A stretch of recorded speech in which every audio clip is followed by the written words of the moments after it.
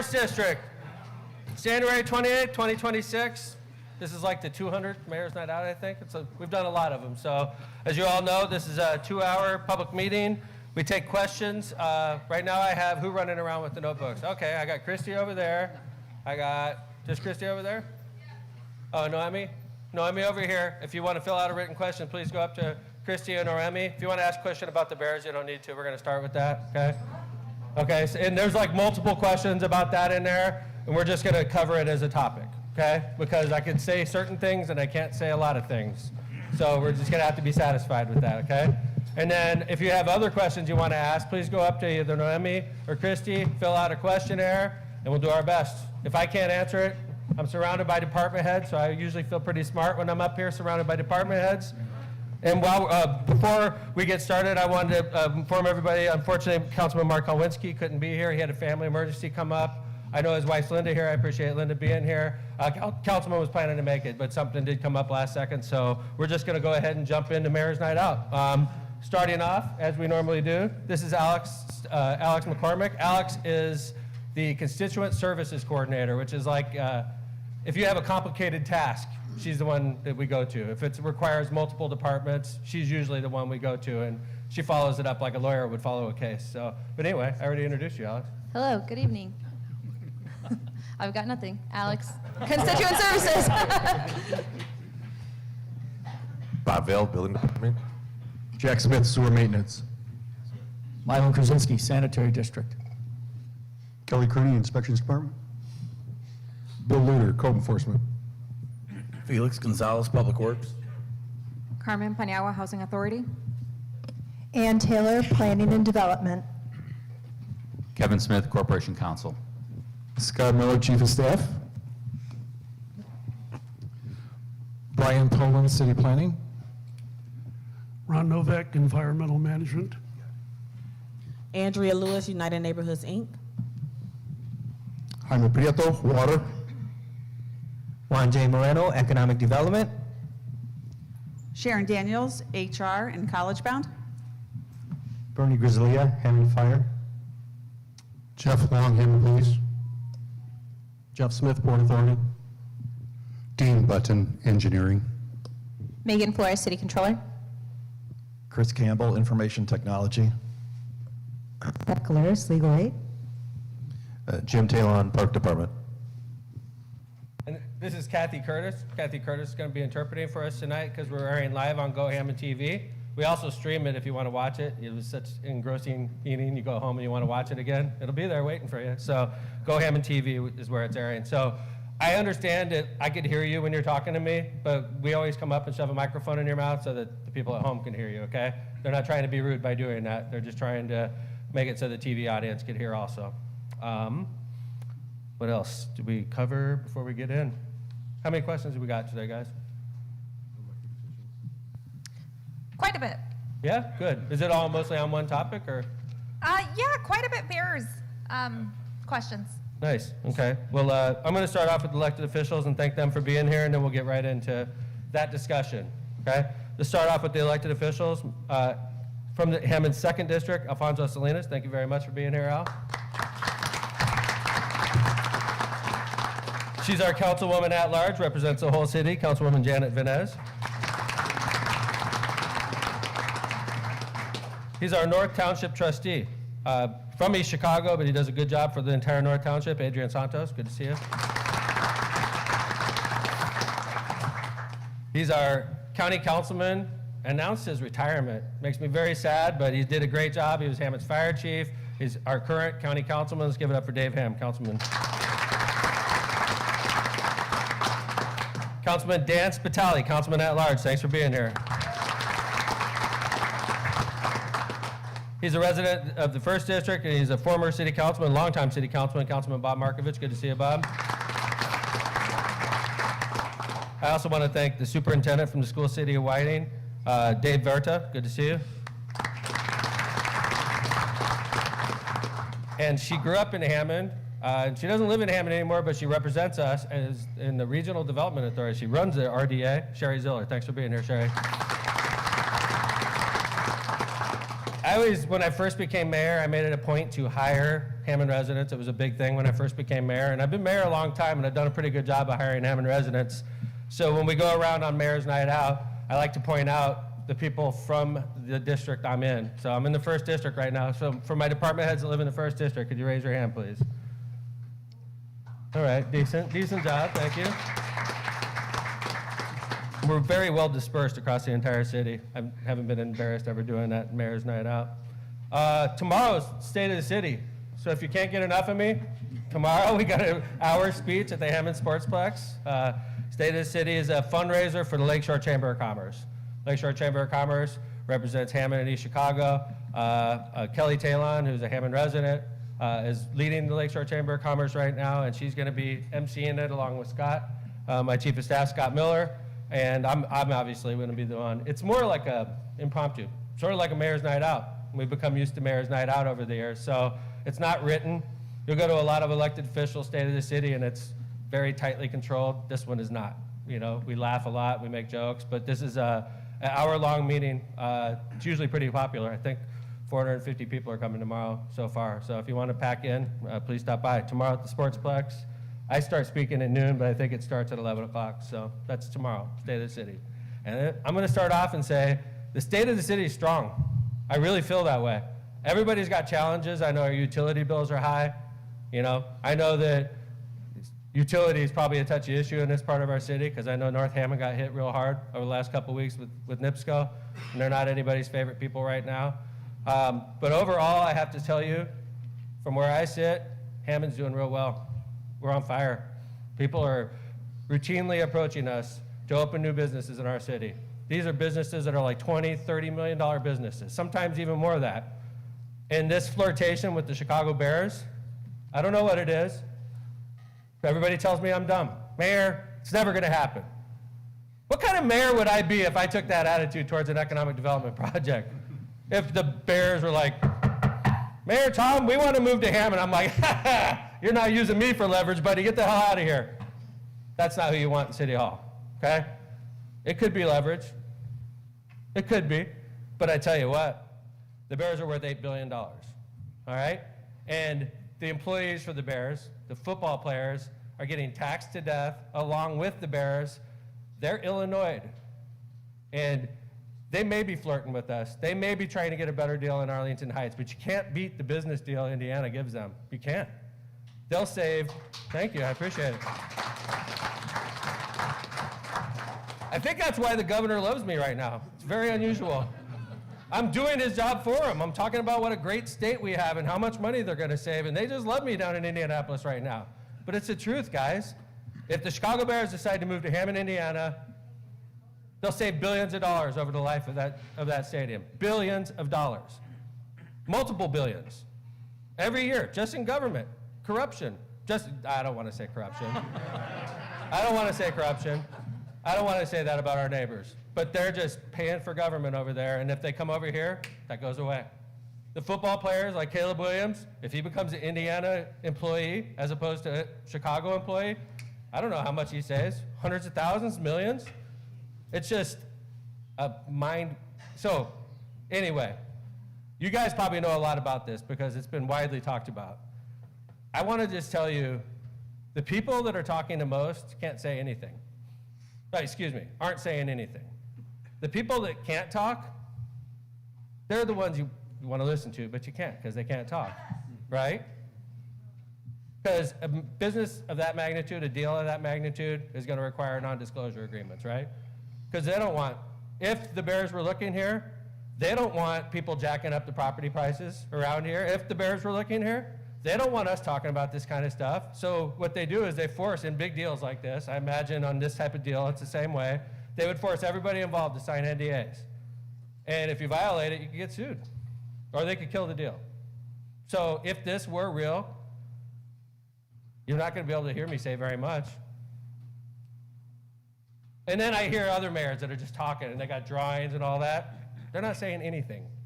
They're not saying anything. It's desperate and pathetic. The ones that aren't talking are the ones that are holding the cards, okay? So now, I got my lawyer sitting right here. He looks very stressed out right now. How's it going, Kevin? How you doing? Just sitting here quiet, Mayor. So we're gonna do our best to answer your questions, but I prefaced this whole section with, anyway, let's start tackling some of those questions. Who's got them, Christy? No, I'm sorry, Eileen does. Hi, Eileen. Hi, Mayor. This is Eileen. Eileen just got back to work on maternity leave. Welcome back, Eileen. Thank you. Right back into the fire, Mayor's Night Out. So first question, what do you think would benefit Hammond citizens, property owners more, data centers or the Bears Stadium? Bear Stadium. The Bears Stadium itself will be $2 billion, just the stadium. Probably more, being honest. And then everything around Bear Stadium, because what the Bears don't have right now, I went to a game a couple weeks ago, okay? And I parked about a mile from the stadium, and I walked in, and it was 0 degrees. I got to my seat, suffered through the game, walked right back to my car, and drove home, okay? The Bears got the ticket price out of me, just the face value. I maybe bought a drink or a hot dog there, okay? What the Bears want is the whole weekend. They want you to check into a hotel that they own, sort of like when you go to Wrigley. They want you to go downstairs to a bar that they own. Go down to the restaurant across the street that they own. Your steak, your appetizers, your drinks, everything goes to one place at the end of the day. The Bears. The Cubs did it in Wrigley. And we've all, well, some of us, the Southsiders probably don't, but you go up there, you're paying the Cubs at every stop. You're paying the Cubs to park. You're paying the Cubs to drink. You're paying the Cubs to eat. You go across the street to the game. You pay for the ticket. You buy all the stuff in there. They got you coming and going. That's what the Bears want. That's why they were talking about Arlington Park like this. They have the whole development planned out. This is what it would look like, Arlington Park. It's a whole experience. There's hotels, there's restaurants, there's retail, there's everything. The whole thing turns into Bearsville, basically, right? And they can't get it done in Illinois. The governor is talking about billionaires don't need handouts. The governor's a billionaire, ironically. And the legislature is talking about we're not bailing out the Bears. The Bears are fine. Well, the Bears don't think they're fine. City of Chicago wants them to pay $500 million for a stadium they don't even own. There's a lot of problems in Illinois, guys. So can they be playing us? Absolutely. Can they be Illinois enough to leave? That's the question, right? Can they be Illinois enough to leave? I think they can. I think they're Illinois. I think they're done. So anyway, I think the data centers are great, personally, especially in Hammond, because we locate them far away from you. Okay, and I understand they're more touchy in other places, where they're building them closer to homes. In ours data center took the place of a dirty coal plant. It's not dirty, it's not loud, it's not harmful. Coal plants were harmful. So whatever replaced the dirty coal plant, it's an easy replacement, right? I think it's more controversial in other parts. But Bears Stadium, Hammond's worth about, Megan, $4 billion? Just shy, yes, 3.8. $4 billion, let's call it. The new Bearsville, if they chose Hammond, would double our assessed value. Double. We'd be an $8 billion city. What does that do to your house? Your house value goes up. That's right, but so does your house value. Listen, sir, I'm not going to have you shouting out loud. That's not the way, that's good, okay? That's not the way it works. Yeah, your property value will go up and your assessment will trail it. Your 1% property tax will go up if your assessed value goes up. So your assessed value goes up $100,000, your property taxes go up $1,000. $100,000, your house appreciated, $1,000 you pay more a year. Sell the house, make $99,000. So anyway. Another question regarding the Bears, what type of traffic congestion will this bring to our area? Game day traffic. Let me tell you, if Hammond was chosen as the ultimate location, massive infrastructure upgrades would be required, which would require the state of Indiana's participation. Has to. Mayor Hammond can't get this job done. No way, no possible way. Mayor Gary can't get it done. No mayor has enough money available to get it done. The only way you can get this done is the governor working with you and the General Assembly working with you. So pay attention to what's going on. Senate Bill 27 just passed the Senate today. Senate Bill 27, a lot of people feel like that's going to be the bill that's going to fund the Bear Stadium. Passed the Senate today. I went down to the State House for the State of the State this year. Governor mentioned Mayor McDermott in the speech. We're not best friends. He said, we're going to get it done. We're going to bring the Bears. What does that mean? I don't know. Governor, he's the governor, though. If you have the governor on board, you could tap into the hundreds of millions of dollars of infrastructure that would be required. Hundreds of millions would be dumped into the infrastructure of Robertsdale if this happened. Hundreds of millions. It would blow your mind, the magnitude of the stuff they would have to do to make this happen. It would blow your mind. This area would not look the same. For the better. I love this area. I love it. All the assets we have would be highlighted with this, in my opinion. Yeah. Will any homes be, No. None. Zero. Homes. Zero. 0.0. In fact, I'll go this far. If this ever happened, anything south of the pavilion would be completely untouched. South of the pavilion. Excuse me. Exactly. Yeah. I said that wrong. Thank you. Anything north of the pavilion would be untouched. Everything south of the pavilion would be in. Sorry. Everybody's like, I'm getting touched. I apologize. Okay? Thank you for pointing that out, Mr. Davidson. Nervous meter, Kevin? You're doing good, Mayor. Thanks. He looks like he's having a baby. All that right. wrapped up all the Bears questions that Really? I had. Yeah, it did. Okay, I want to make sure. So I said, if you're talking, you're really not talking. You're not saying much. If you're talking right now, I said the ones that can't talk are the ones that are actually holding the cards. Is there any other questions on the Bears before we move on? Because once we move on, I'm not talking about them again, other than their great playoff run. We can talk about that. Yes, sir. In other words, you were saying eminent domain would not be used? Not for properties, sir. Not for private properties. Like to buy a house to use it? No houses, zero houses, sir. I'm sorry if I didn't make that clear. Okay. There would be 0 houses. There would be eminent domain, but They wouldn't be torn down to make room for hotels or restaurants? or no, sir. anything? No, Okay. sir. No, sir. Absolutely not. 0. So everything north of the pavilion is complete. And by the way, anything over on New York Avenue is out of the area too. One quick question. Yes, sir. Property tax, how high could they go? Because my house is like over 100 years old. Right. And you know, But your property tax is 1% of your home's value. So let's say your house is worth $100,000 right now, right? You pay $1,000 on that house, Yeah. property tax. If your house goes up $100,000, you would pay $2,000. If it goes up to $300,000, you would pay $3,000. So I get it. You would be paying more property tax, but your house is also. but I mean, it wouldn't go up drastically like people are thinking. This is the funny thing. I mean, and I'm not trying to be disrespectful at all, okay? Please. Like, one day we're all going to sell our house. We're all going to sell our house one day. I don't want to sell my house, but one day I'm probably going to sell it. It's got stairs and all that, and I'm going to get old, and I don't want to walk upstairs, right? And when I sell that house, I want it to be as high as I can so that I can make money, so that I can go and get my next house, right? So, like, I get it. We're still paying property taxes year to year, but we can't lose sight of the fact I'm making your house more valuable. We've made your house more valuable. And yes, your property taxes go up, but your taxes go up 100 times, or your value goes up 100 times more than that.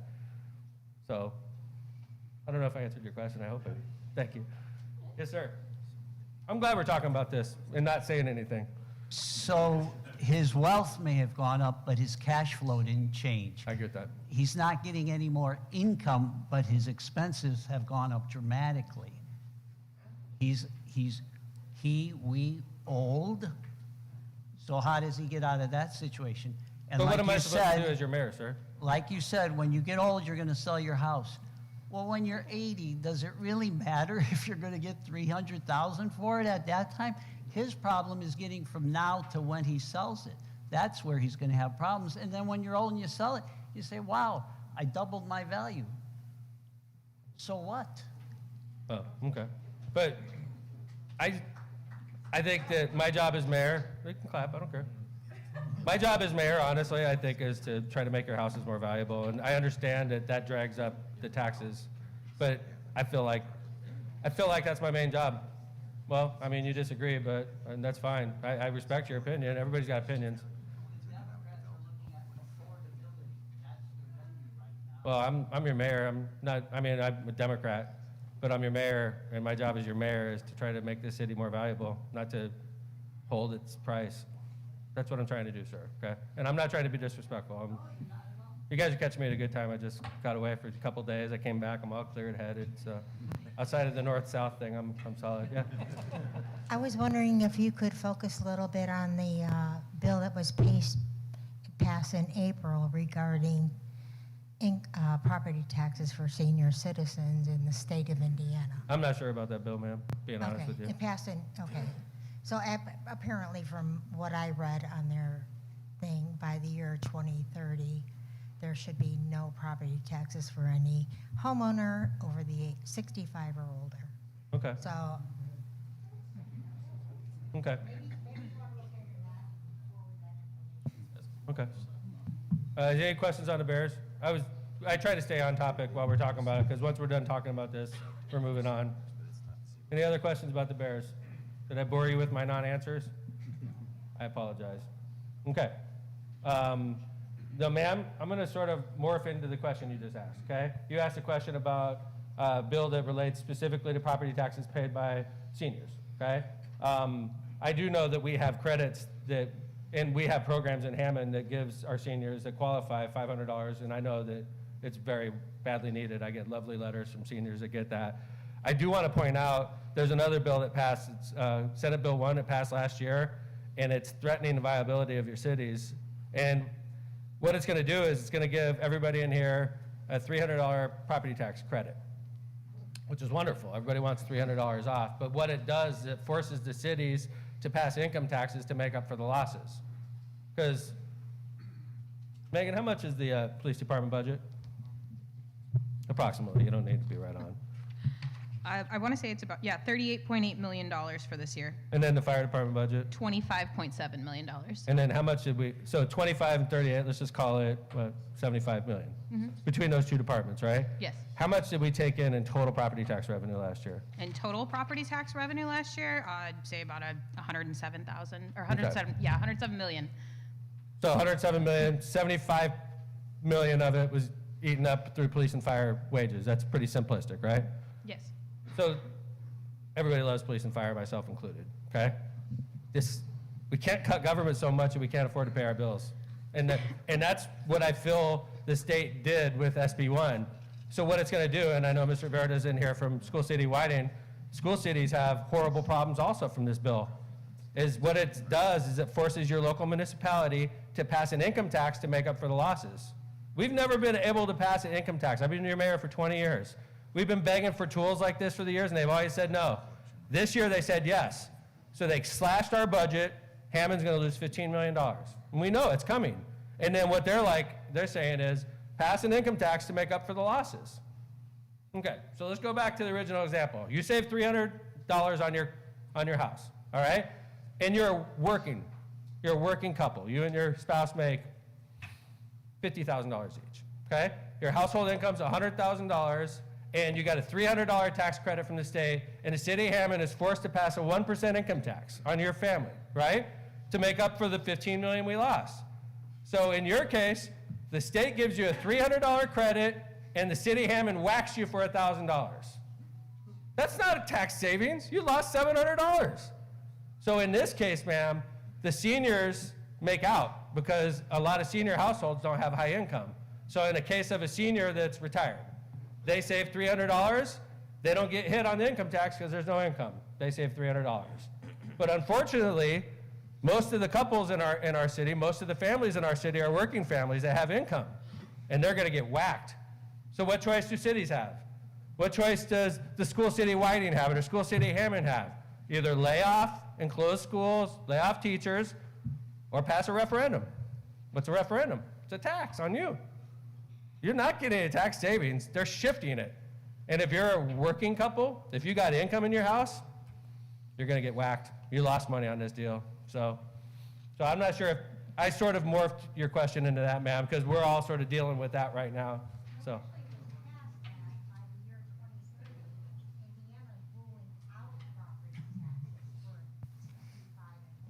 Okay.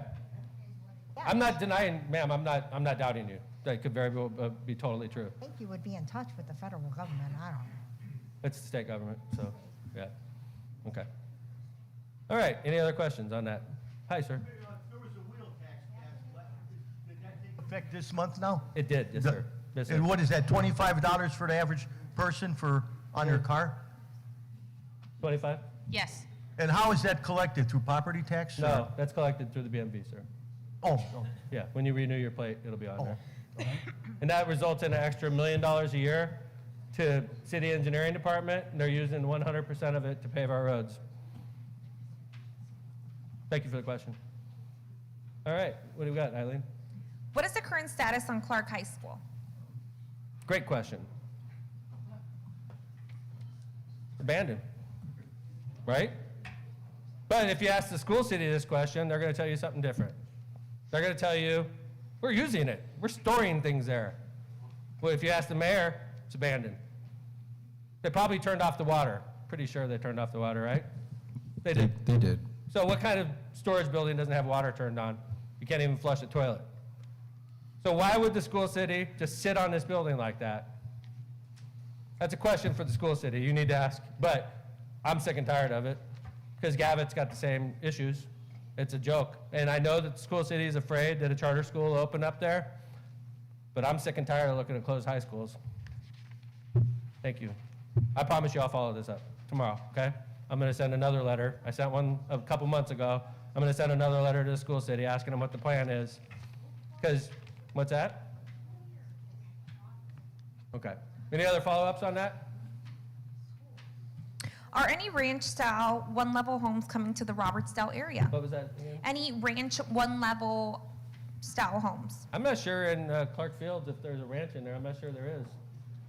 Bernie, you know? Yeah, there are some ranch homes There is? Yes. There's a couple ranches in Clark? Okay, look at that.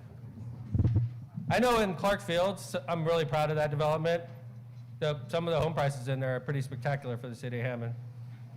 So, I mean, that helps all of us. We're cruising. What is happening with the city's hiring freeze? When does it end, and why is it important to help the city? Thank you. The hiring freeze.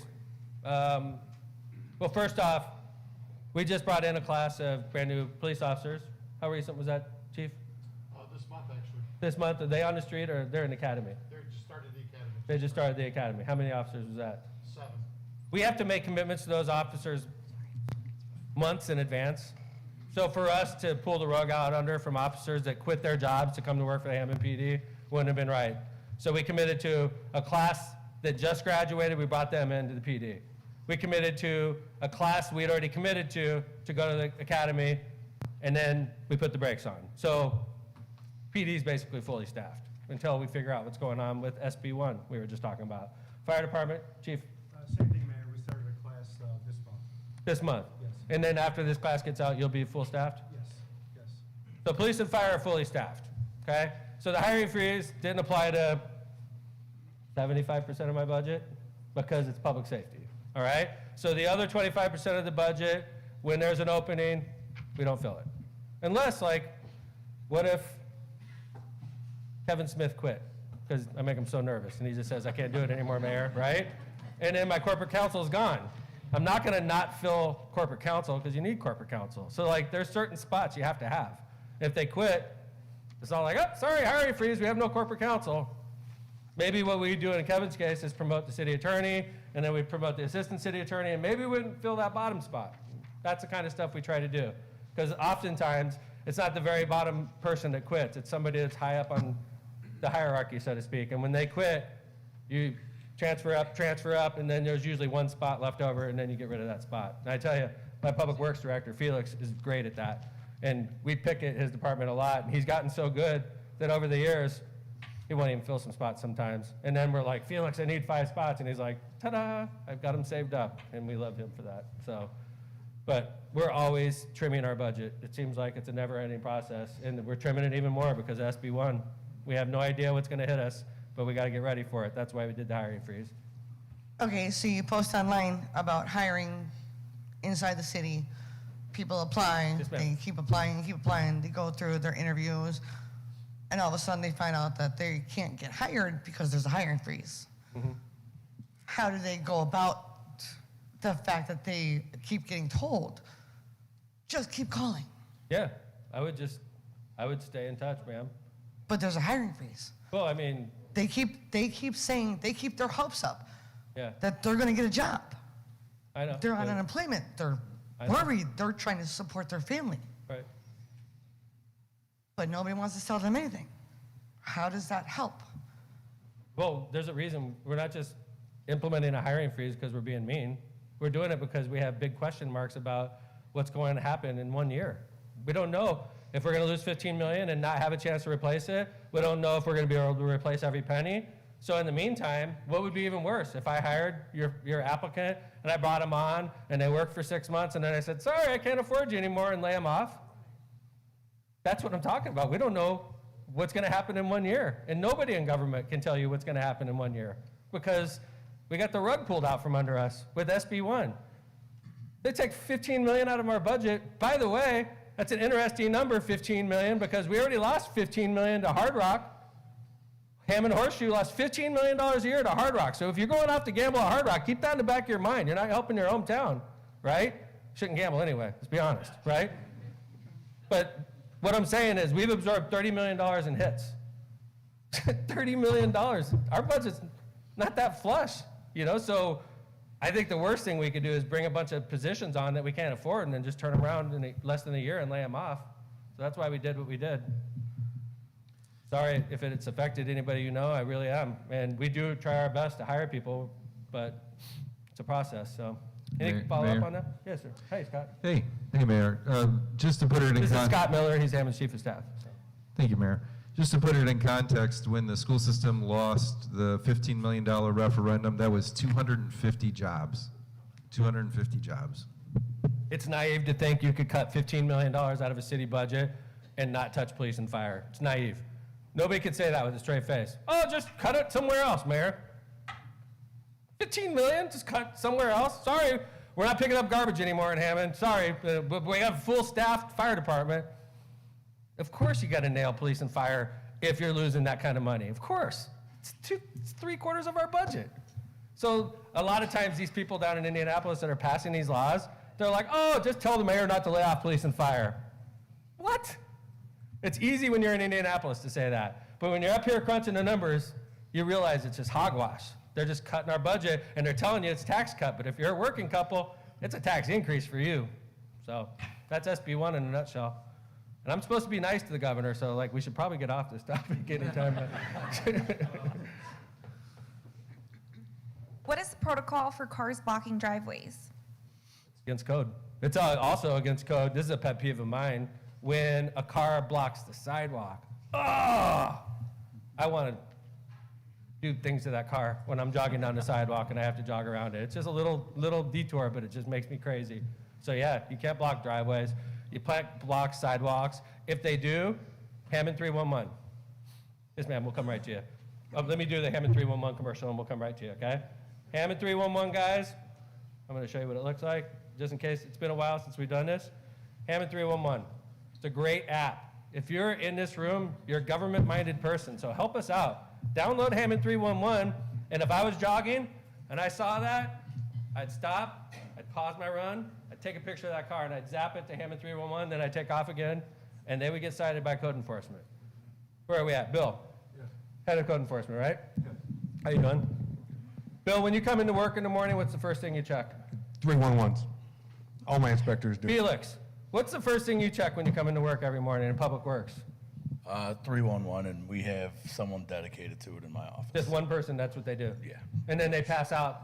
Yeah, our supervisors are pretty good. They come in twice a day to get tickets that are made out, and It's they'll a get them cheat knocked code. out for us. It's like gets you to the front of the line, 311. We have people that insist on doing it the old-fashioned way. I'm calling the mayor's office. Okay, you call the mayor's office, we take down a message, we forward it by snail mail over to Felix. 2 days later, Felix is like, oh my God, this has been on my desk for 2 days. Or you could 311 it right to him in the morning. It'll be taken care of the next day. Hammond 311, it's free. And it connects you right to the city. You can make crime tips in there. You can do all kinds of great things. Code enforcement, somebody misses garbage pickup, just stuff like that. So, yes, ma'am. Okay, that happened to us about the driveway Yes, ma'am. this past summer. I'm sorry. We always park in our driveway, okay, always. My husband was working, he came home at 10:30 at night, and lo and behold, here's a car blocking the driveway. So I called the police department. Good. He came out, he looked around, and he said, oh yeah, it's blocking your driveway. And I says, and? Okay, here's my husband coming around the corner looking to get into the driveway at 10:30 at night. So anyway, I says, well, what are you gonna do? Are you gonna tow it? He goes, no. I says, are you gonna cite them? No. And I says, well, what are you gonna do? And he says, well, I'm gonna run the plates and I'm gonna call them. Okay? And I said, so are you trying to tell me it's okay to park in front of somebody's driveway? And he didn't say nothing. So he called the woman that was living around the corner, and her son was visiting somebody across the street from us. I'm sorry about that. So she came out, and she acted like it was my fault because I called the police. Yes, I'm glad you did. The That's what you police, should have done. the cop said, I got a call, he took off, I never seen him again. Not one of our finest. Mayor, can I say something about that? Yeah, this is the Hammond Police Chief. I'm sure he's disturbed after hearing that. Yes, ma'am, if there's ever a time that a car's blocking a driveway, in normal situations when a car's parked illegally, you might have to red tag the vehicle. In that situation, if somebody's trying to leave the house or go into the driveway, we should have towed the car. That's the situation that we would have towed the car immediately. I'm going to look, when I'm going to talk to you after this meeting's over, because I want to know the officer that, okay, we're going to take care of that, but the only thing I would ask you to do is if you're ever going to call because your driveway's parked, are blocked, be cognizant of the time, because tow truck drivers at 2 o'clock in the morning, if you're not going anywhere, just wait till the morning or something like that. That's the only thing we ask. But that car should have been towed immediately. Senior citizens, I know. we're 70 years old. What if I had to call an ambulance? I know. What if there was a fire? I'm sorry it was handled that Okay? way. I know, And this you're is right. what I tried to explain to the police officer, and he just brushed us off. I'm sorry, ma'am. But he's the police chief. He's going to follow this up, I promise you. Came, and she's cussing me out because I called the police. And I tried to explain to her, I'm glad I you said, did. I said, that's stupid. You handled it the right way. I said, you know what? You don't deserve to have a driver's license. I wouldn't want to get on your bad side. You handle it the right way. And if you're in a situation like this, I'm going to tell you right now, and I want the police chief to verify this. You could call 911 in a case like that, right, chief? You call 911 for anything now. If there's a police matter, you call 911. And all of us, my age and around my age, and if you're older than me, we were trained never to call 911 unless it was an emergency. And then a few years ago, they pulled the rug out from under us, and they said, you call it for everything now. So, like, people are still trained with their whole lives not to call 911. But, ma'am, in that case, and for anybody that has a similar situation, you call 911, right, Chief of Police? Yeah. Okay? Yes. I don't want you to get mad at me, ma'am, but the policeman, he did say he was going to call. It's not like he just brushed you to the side. They All be right. getting a lot of calls. They really do. I know, but I don't think you should ever. I think if somebody blocks my driveway, I want them towed immediately. I think most people feel the same way. In that, like, you just don't block driveways, right? So, all right. I have another follow-up over here. Sure. Hi. Mayor, I'm a real proponent of 311, Yes, and ma'am. I really talk it up, especially in the senior center that I volunteer at. The good thing about 311, not only does it get it to you to the head of the line, but you can keep tabs on that report you made. Yes, ma'am. You know somebody's picked it up, what they're going to do, when they're going to do it, and when they've resolved it. And that the frustrating thing is often, did anybody get it? Did anybody hear? Is Right. anybody responding? And you can actually keep tabs Great on point. that. So if you called my office, you have no idea if I forwarded it to the right department or not, right? You're just sort of waiting for something to happen. You do it through 311. You can track it through the process. Great point. Thank you. Hey, Chris, in 311, how many open cases do we have typically in a year? Do you know? Or do you know anything like that off the top of your head? We get about 1,000 issues a month. 1,000 a month, really? And we've had 311 now, decade? 2011. Yeah. Wow. So there you go. Hundreds of thousands of issues since we started this. It's a great way to do business. So, all right. Anybody else? Question on that? All right. Let's move on. What can be done about a nuisance house next door?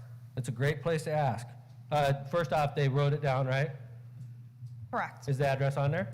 Not to the nuisance house, but yes, we have a contact and info. Okay, for so the what we're person who gonna do, submitted. the reason it's good when you fill out written questions is if you put your contact on there, we forward it to Bill in this case. Bill's the head of code enforcement, and he'll take it to work tomorrow, and he follows it up. So written question, we can follow it up quietly.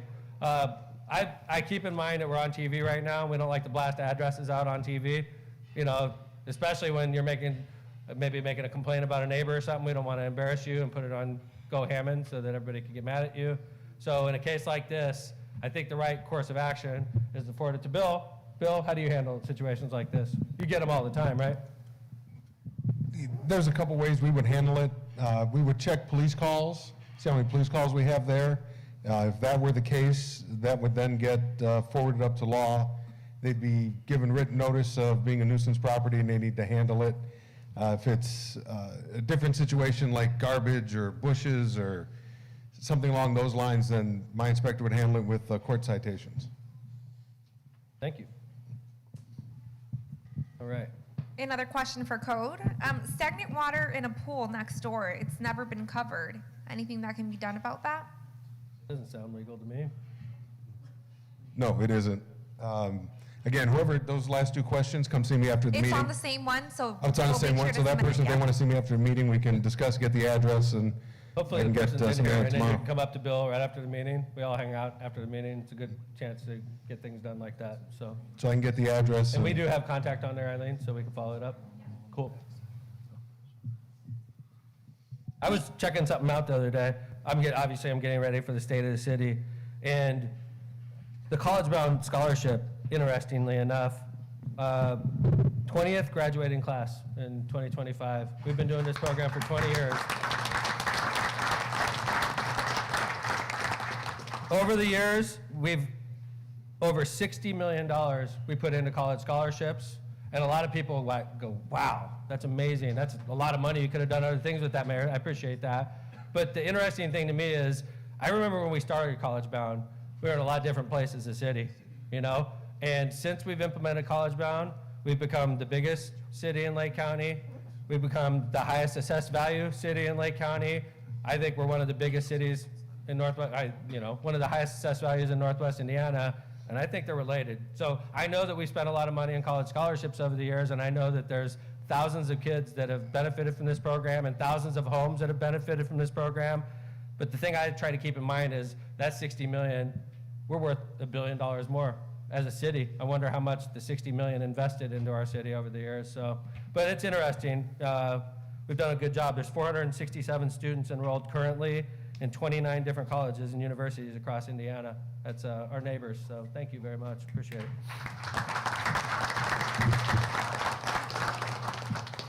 Interesting facts that I'm going to talk about tomorrow. I'm giving you guys a preview. Changing topics, NIPSCO bills. What can be done about these outrageous price hikes? Okay, good question. All right. I know my bills are $150 higher. I keep my house really cold on purpose. I don't like paying NIPSCO. The IURC is a unit of government that hardly anybody realizes exists, okay? It's a 5-member board. All 5 members are appointed by the governor. That's a true statement, right, Kevin? 5 out of 5. And I'm not trying to throw the governor under the bus, but this is just a fact, okay? 5 out of 5 of the people on that board set the rate policies across the state of Indiana for utilities, even for like water companies, like the Hammond Water, or Hammond Sanitary District that could go there. But so what happens is a company like NIPSCO appears before the IURC and they submit a proposal to raise rates. And in a lot of states, like let's say California, other end of the political spectrum, okay? In California, I think a state like that's a lot more consumer-oriented. They're more worried about how this is going to affect the households in California. So their equivalent of the IURC is really attacking the utilities, beating them up. Like, why do you have to do this? Why do you have to raise the rates this much, right? And then you go to the other end of the spectrum, to a state like Indiana, where we're very business-friendly. And then you have an IURC that is not as probing, not as attacking when a utility says, I want to raise Utility rate's 15%. And they're like, that's not bad. And they approve it. And then those rates go in, and obviously we start getting the bills, and there's a ground swelling of anger. And I'm down here, I live with you guys, and I feel it. Everybody's pissed right now. And they're like, Mayor, what are you going to do about this? It's those data centers. I told you those data centers. It's like, no, it's not. It's the IURC. It's that 5-member board that sets the rates across this state. That's where it is. Data centers are competing for electrons. I get that, and it's supply and demand. But the rates are set by that body. And we're not directing our anger at the right place. Our anger should be directed at that 5-member body. And I was talking this on my show the other day. That body is hidden. If you go to Indianapolis and you're looking for the IURC office, they're going to be walking around a while. It's in a hotel on the 2nd floor, not in the State House. It's an obscure part of government that is very powerful. Each of these members make a couple $100,000 to be on that. They're appointed by the governor. And right now, it's a very business-friendly body. Fact. I'm not trying to be offensive. I'm not trying to piss off anybody in government. It's just a business-friendly board that sets our rate. And then a lot of anger here, and a lot of people are confused. They don't know why their bill is so high. They just know it's higher. And I feel it. I feel your anger. Of course. I live here. But our anger should be directed at the right place. That's what frustrates me. It should be pointed downstate. That's the problem. The Indiana Utility Regulatory Commission. So I'm willing to talk about NIPSCO, but I wanted to start with my disclaimer, okay? Anybody? My bill's probably $200 higher, and my house is cold. Marissa is constantly freezing. She's always mad at me, like, turn up the heater. It is cold in my house, and it's $500, $600 every month, so. I have a follow-up over here. Sure. Hey, Alex. Hey, Tom. Oh, I'm sorry.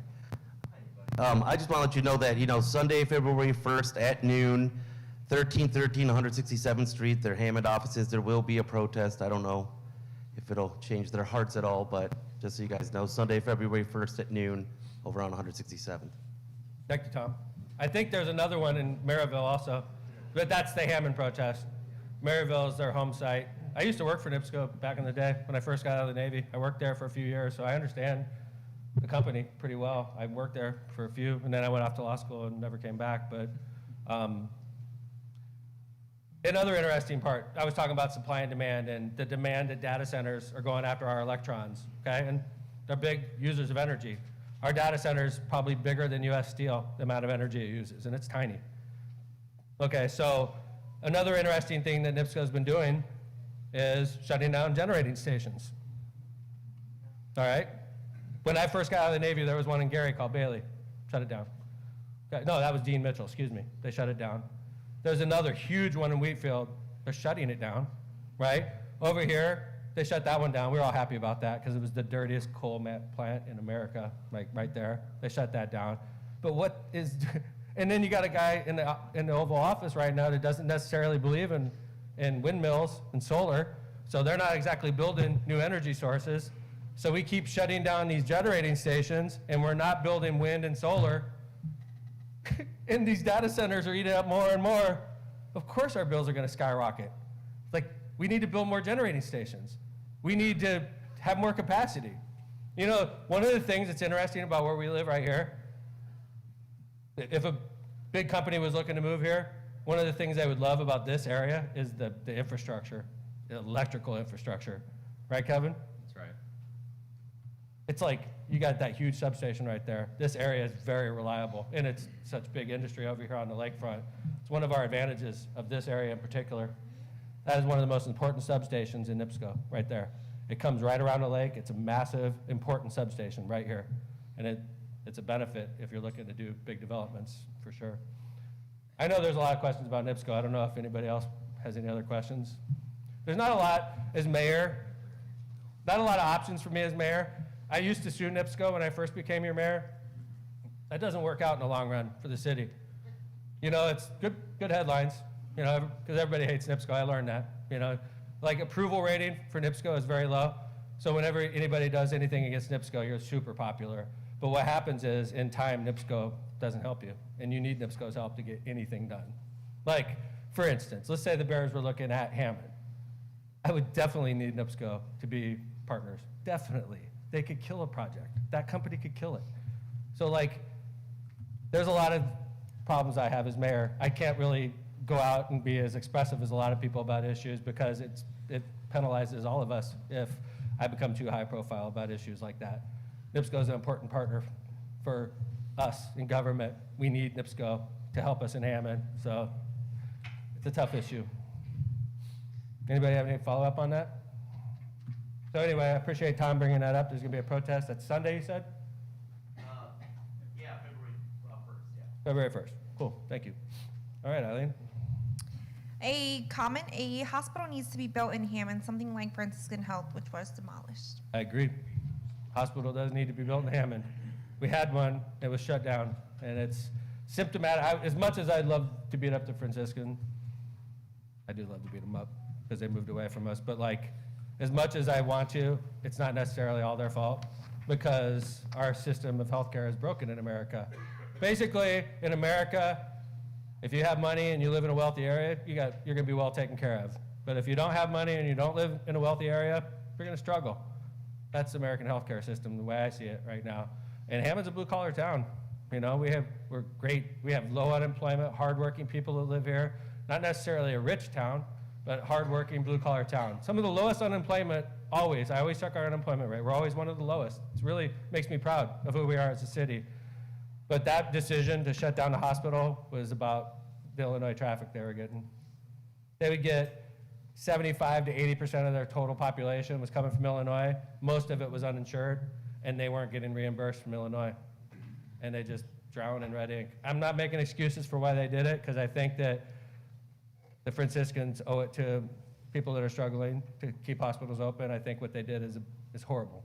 I still think it's horrible. Every time I drive by that hospital in Crown Point, I'm not very Christian. I don't think very Christian thoughts, but I sort of get why they did it. I don't love it. So, and I do agree a hospital needs to be open, but we're a long way from that realistically. And against us in that is the state line. I think everybody's afraid of the state line. And I was on record, I said it before, I'm gonna say it again, that Franciscans are gonna shut that hospital in Dyer down. Just watch, because I know how they operate. They're gonna shut it down. Why? Because all the poor people from Illinois are going to that hospital now. Can't take care of poor people, we've got to shut that down. Keep moving downstate, keep moving inland, get away from that border. That's what the Franciscans are doing. So, it's a hard issue. But that downtown location that they left us, we got it. It's owned by the city of Hammond. We have the Roberts Impact Lab, which Purdue Northwest just opened downtown. Let me pull up some stats on that real quick. Purdue Roberts Impact Lab, it's 5412 Homan Avenue. That was the oncology center from Franciscans. Just had a $10 million investment from Purdue University West Lafayette. They're gonna have commercial space available in there and a quantum corridor connection that comes right from the south side of Chicago, goes in. We're gonna have technology that nobody has in Indiana, and it's gonna be right in downtown Hammond. So I'm excited about that. And the space that's around it, including the parking garage, City of Hammond Redevelopment Commission's in possession of that, and we're taking ideas basically on what could go there. And we're working on a project right now that I can't talk about, but if it happens, you'll all be very proud. But there's a lot of pitfalls, so if it doesn't happen, I wouldn't be shocked. But if it does happen, we'll be very happy. So, any follow-up on that hospital question? That was one of my worst days as mayor. There's a few bad ones I can remember after 20 years. That was definitely one of them. They gave me 1 hour's notice that they were shutting the hospital down. 1 hour. The CEO showed up to City Hall on a Friday morning. He's like, I need to talk to the mayor. He was in a hurry. They're like, the mayor's out right now. I have to talk to the mayor before 10 o'clock. Well, the mayor's not gonna be back before 10 o'clock, sorry. And then at 10 o'clock, they announced they were shutting the hospital down. That's how I found out. I never forgave him for that, so that was pretty crappy. Lindbergh Street, 173rd Street to 169th. Can the trees by the railroad track get cut down in the back of people's home? Yeah, I know exactly where that is. It's right by my house. Why don't you forward that to City Hall? I would love to say yes right now. There may be a reason that it hasn't happened that I don't know about. I know exactly what you're talking about. It's right by the Armory. I go by it every day of my life pretty much. So please forward that, copy it to me, and then forward that to Parks. Would you, Jim? Take a look at that. Do you know anything off the top of your head, Jim? I do not. Okay. Jim has a arborist that works for him. He's really good. And the guy will take a look at that. So On that same note, how can we get rid of raccoons and possums that are eating trash? I'm on TV right now. What's that? Cinnamon. Really? Kathy gave us a recommendation, cinnamon. What does it do? It just drives them away? Really? Nice. There you go. Cinnamon. Don't go to Cabela's. Get cinnamon. But you know what? If you go to Cabela's, on the box, they actually have a raccoon on the box. So you do it. Cinnamon or Cabela's. That's my recommendation. Is it against the law, Chief? Is it against the law to shoot a pellet gun in the city of Hammond? Yes. I knew he was going to say that. Don't get caught. Yeah. All right. Go with cinnamon, like Kathy said. That's not illegal. All right, Eileen, what do we got? If elected for county council, will Scott Miller still be able to serve as chief of staff? Wow, that came up. Okay. I usually don't talk about political issues in Mayor's Night Out, but my chief of staff is running for county council. And I'll say it on the record, if he wins, he does not have to give up his job. It's not really a conflict, in my opinion. Scott couldn't run for office in Hammond because there's a law against that, but Scott would be working for the county if he was successful. So, and that's a big if. It's a county-wide race. It's not just Hammond involved. It's Hammond, Highland, Munster. That's it. Kevin? I was just going to say, and back you up, legally, there's no prohibition either, Mayor. Right. I imagine Scott, the thing about working for City Hall, you have weird hours. Like, for instance, we're all here almost 7:30, okay? So we're not just City Hall workers during the day. Sometimes you work until 9 o'clock at night. So Scott, if he is away doing county business, he can make up his time when he gets back to work. I trust him like that. He's very professional. And I do want to, again, recognize Dave Ham, if you don't mind. You don't see people step down in politics very often. Just doesn't happen. They usually run until they can't do it anymore. And Dave is healthy, young. I can't believe, I mean, not young, but you're healthy. And Dave and I have known each other for 25 years. He was the first elected official that backed me when I ran for mayor. I'll never forget Dave in that regard. He was the Hammond's police chief fire chief for 8 years? 8 years. And then he went off after that and he ran for county council. He's represented us in the county council for 12 years? 14 years. And he could have easily ran again. And if he runs again, he wins. For sure, by the way, right? But he said, I can't do it. I don't want to do it anymore. I want to stay with my wife, Debbie. She's here also. It's good to see you. And I want to say thank you to Dave Ham. And it's an important spot because that's a Hammond spot. All due respect I mean, this is the mayor of Hammond speaking. I'm sure the town officials in Highland and Munster would beg to differ, but we're the biggest part of that district, so I think we should have a strong candidate on there, and I'm happy Scott stepped up. Not everybody wants to run for public office. You hear a lot of things about yourself that you didn't hear before you decided to put your name up there, so. I've heard it all about me, Mayor. I'm sure, yeah, true, my bad, yeah, I forgot about that. Hey, speaking of elected officials, I wanted to thank Councilman Barry Tyler. I see him over in the back there. Good to see you, Councilman, 3rd District. So if Scott is successful, and I hope he is, he could stay as chief of staff. It'll probably take him a couple hours, what, on Tuesdays or? They meet once a month. Once a month, okay. But I'm sure there's more that would come up, but Scott's got enough bandwidth to do multiple things. I know he does, so. So anyway, any follow-up on that? Don't forget to vote, by the way. Elections, don't forget to register to vote. We got elections coming up. Everybody's fired up about what's going on in our country, in our world, in our state, and you can't do anything about it unless you register to vote and you actually show up in May and vote. So please, show your power, Hammond. We got the biggest city. Let's act like it when it comes to election day, okay? Thank you.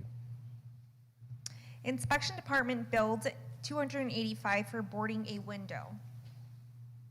Mm-hmm. I'm not sure if that's true or not, but I do know that these are set by ordinance. First off, before I get to Bill, Kevin, right? Those are set by ordinance?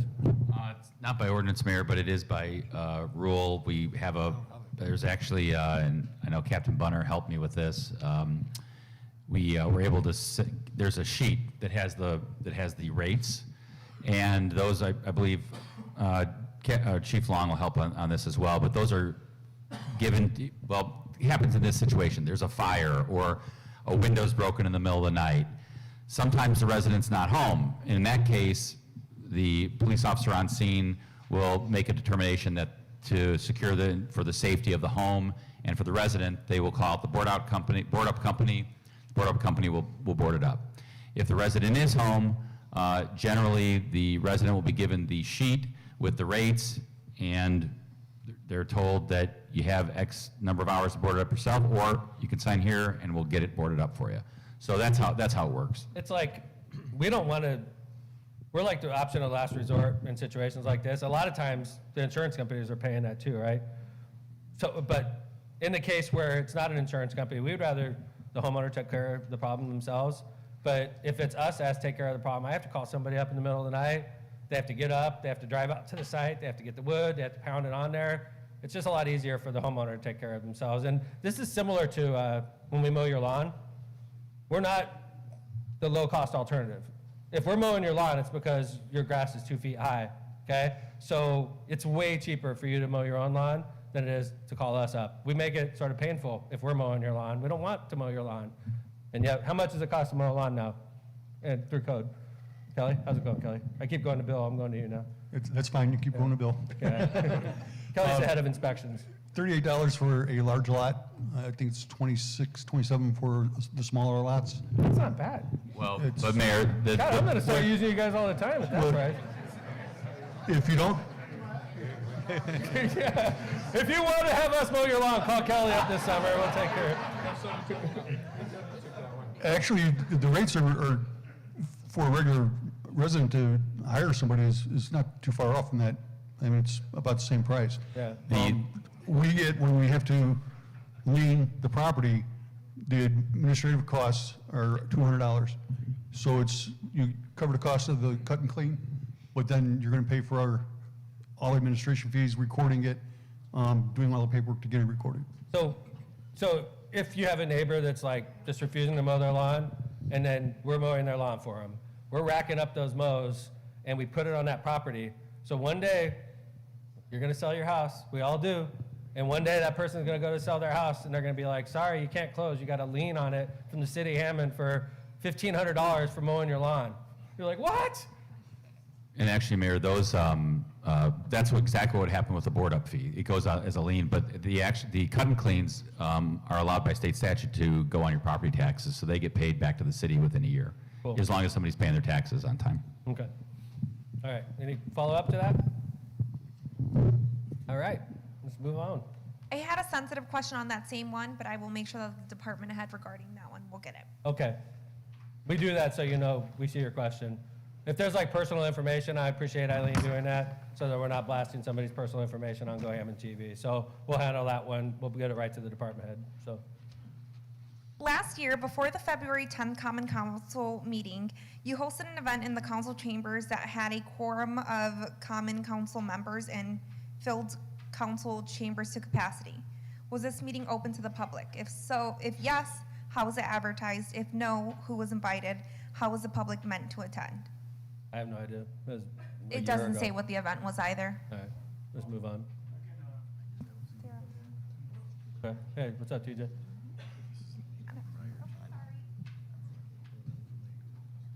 No, yeah, that was the one where you wore a high-vis vest. Oh, yeah. I put that on my Facebook profile. Yeah. Was that a public meeting? I don't remember. I think it was a council meeting, wasn't it? It was before the council meeting. Oh, okay. Was it a public meeting? I don't know. You're talking about something that happened in February. You should show up more frequently. Anyway, what's the question?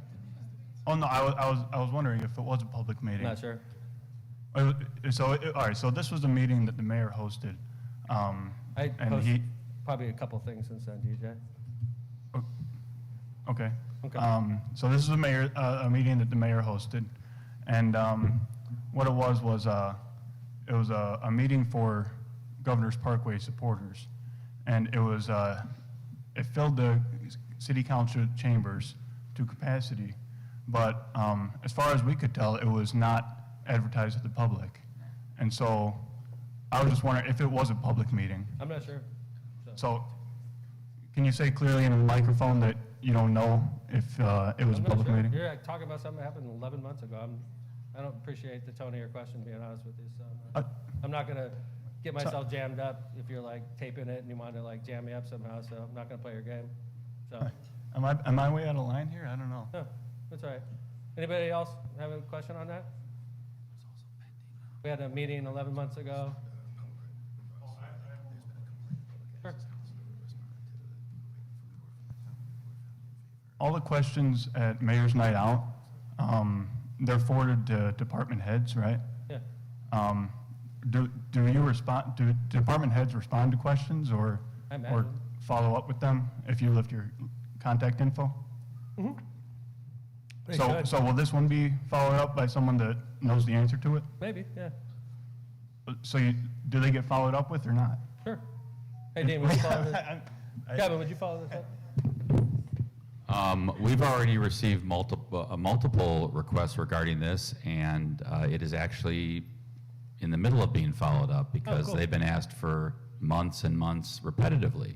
Oh, okay. So it's being handled. All right.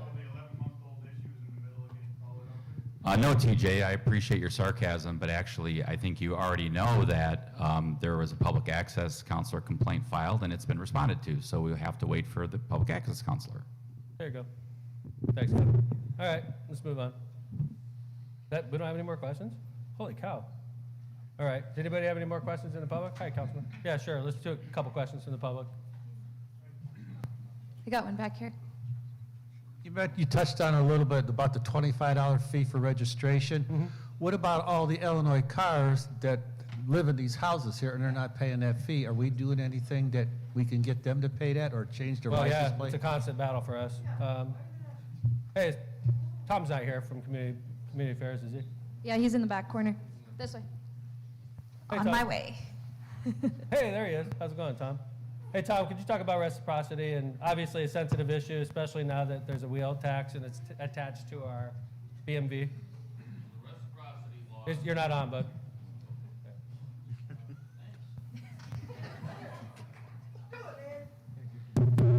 Okay. Really don't need it, do I? So the reciprocity law is the state of Indiana state that after 60 days, you transfer your plate.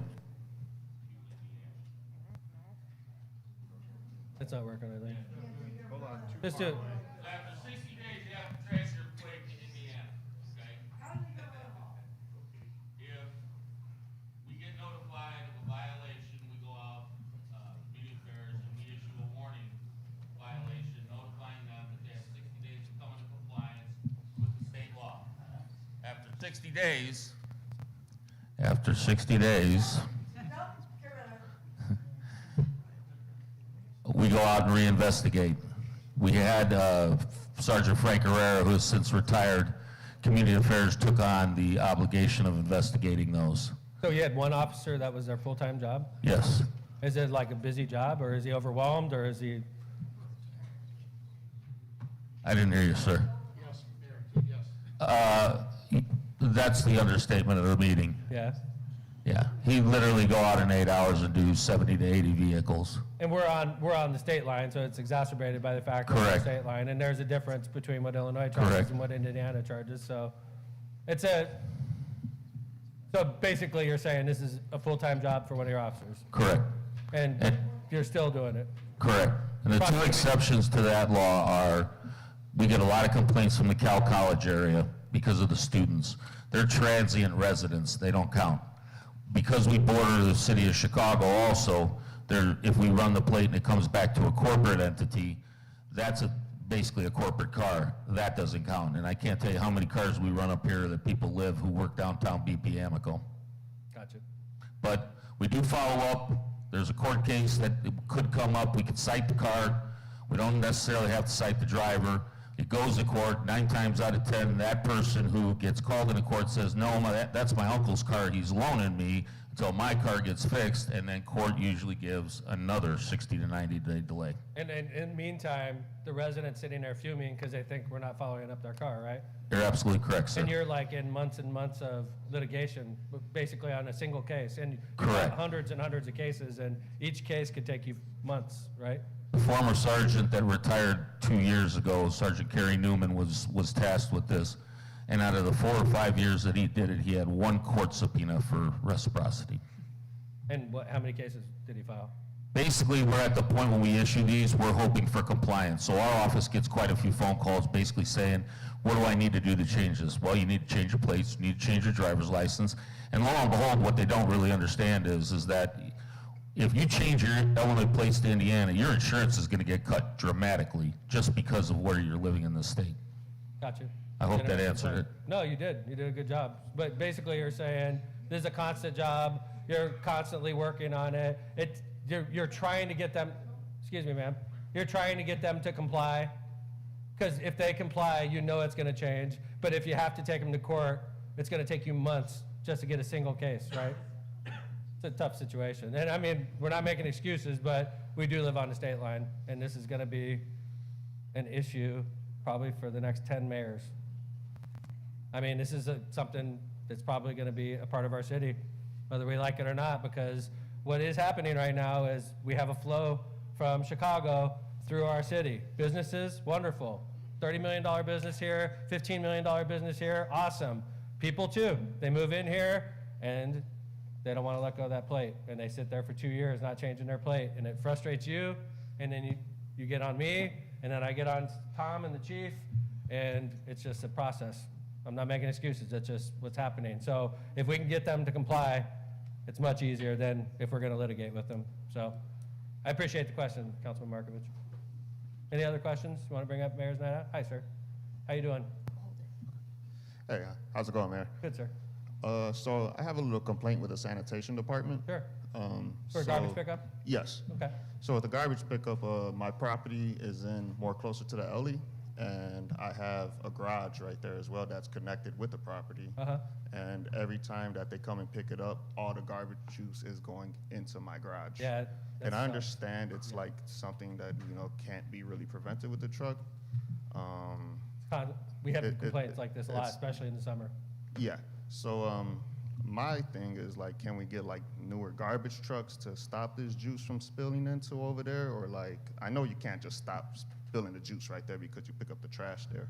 But maybe we could get newer trucks to each of those benefit that, or we have new trucks. They all do the same thing. It compacts and it leaves a trail. And where they're stop and dump the cans, it Could piles they up a like little do more. something different in that area? Maybe like it squeeze it on the street and then take a turn or something?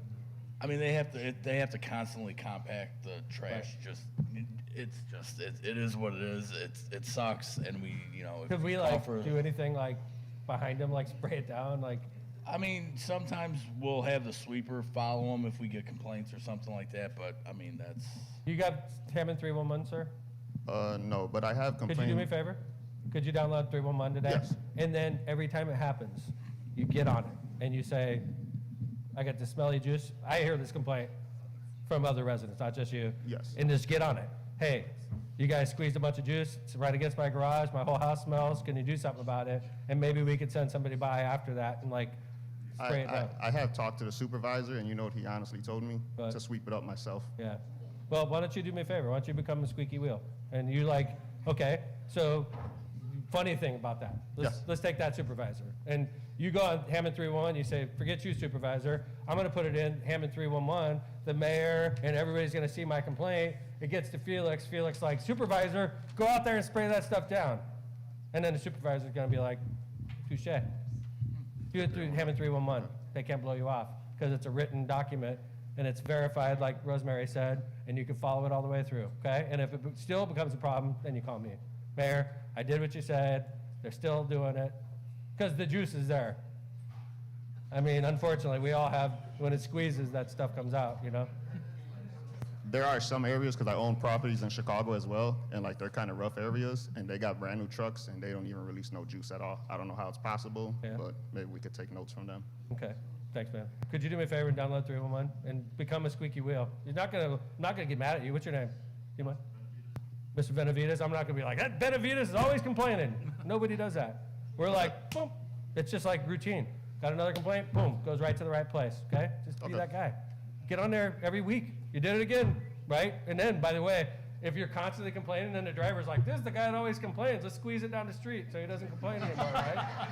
Well, See when that guy? when I complained, You're it not- felt like he put it more into Dude, my garage. No, now. man. It doesn't. Dude, seriously, I'm seriously asking you to put an official document through 311. Okay. It doesn't hurt our feelings. That's what we're here for, okay? Okay. It just documents it. And if it becomes a constant problem, we all see it then, you know? Said it's not verbal, it's actual written document, okay? Okay. Thank you. Thank you. Yeah. Any other questions? All right, I'm gonna get ready to wrap it up. Tomorrow, State of the City. Like I said, if you didn't get enough, you can come back tomorrow, we'll do it again. It's sort of like what we just did, funny enough, the State of the City. I see Kelly Taylor on here, I wanna thank her for hosting tomorrow. Nice to see you, Kelly. Kelly runs the Lakeshore Chamber of Commerce. If you're a business in Hammond or East Chicago, please see Kelly. Having a strong Chamber of Commerce is good business for the city of Hammond. So I appreciate you all being here. I'm sorry if I was snarky at all. I don't want to be snarky. I'm just trying to like do a hard job, and I'm trying to explain it as well as I can. And sometimes we just don't see the world the same way, and that's what makes this country great. We all have different opinions about things. So thank you again. Thank you to Kathy.